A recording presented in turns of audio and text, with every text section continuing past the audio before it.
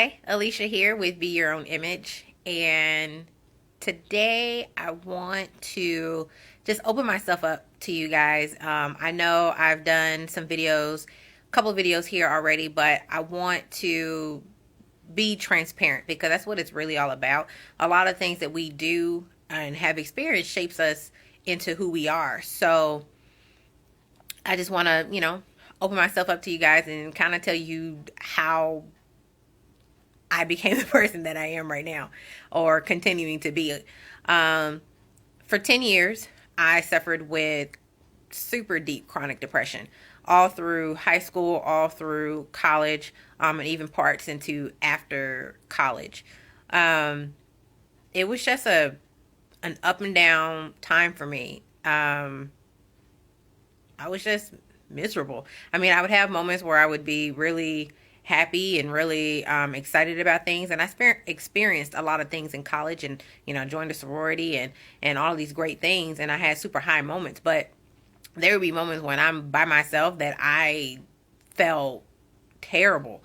Um, I don't know if anybody has ever had depression or know someone that has suffered with depression or currently suffering from depression. Um, but it's hard. And because it's a pain that people can't see.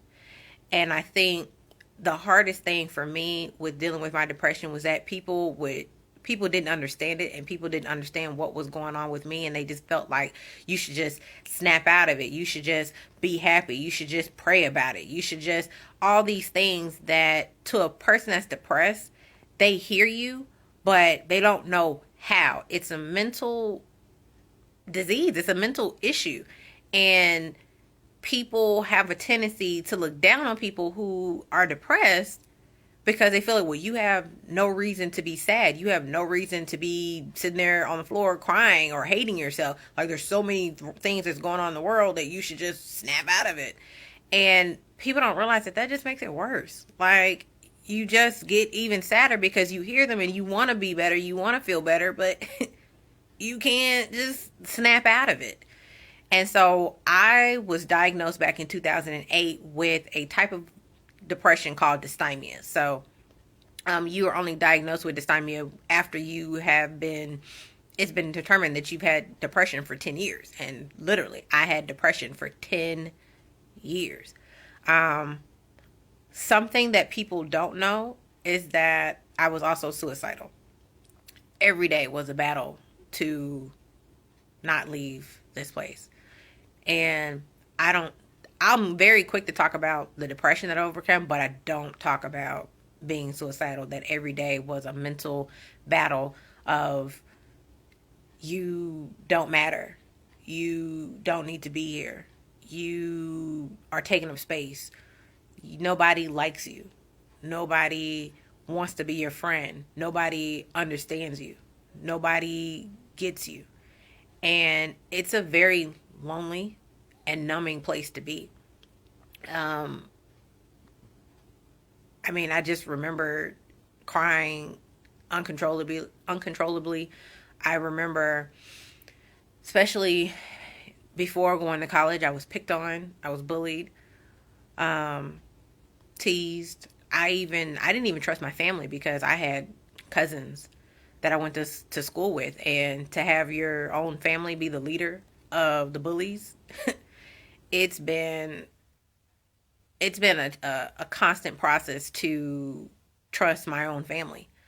Because of those situations, I didn't even want to be around my own family because I didn't trust them. Um, Depression is hard. It really is. And so I tell anybody that if you're sad, if you're depressed, if you know somebody that can't seem to just snap out of it, it's one day at a time.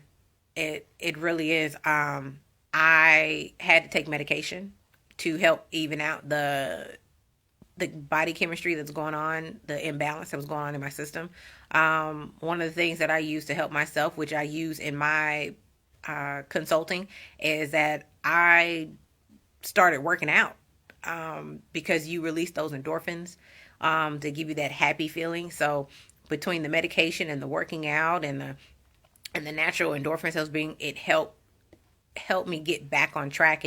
And so I tell everybody I'm only 5 years old, because I have spent the last 5 years rediscovering me and learning me. And because I didn't know who I was, because a lot of the things that I thought were me were actually the symptoms of the dysthymia.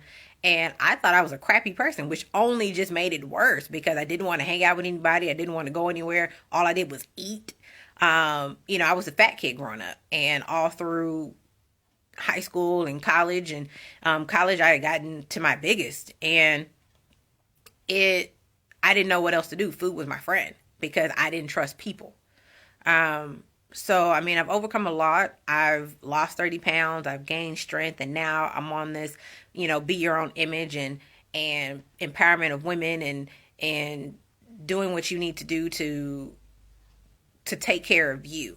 We get so caught up in family and kids and marriage and husband and career and job that we lose the fact that if you aren't right in here, if you aren't right here, you can't be your absolute best to anybody else.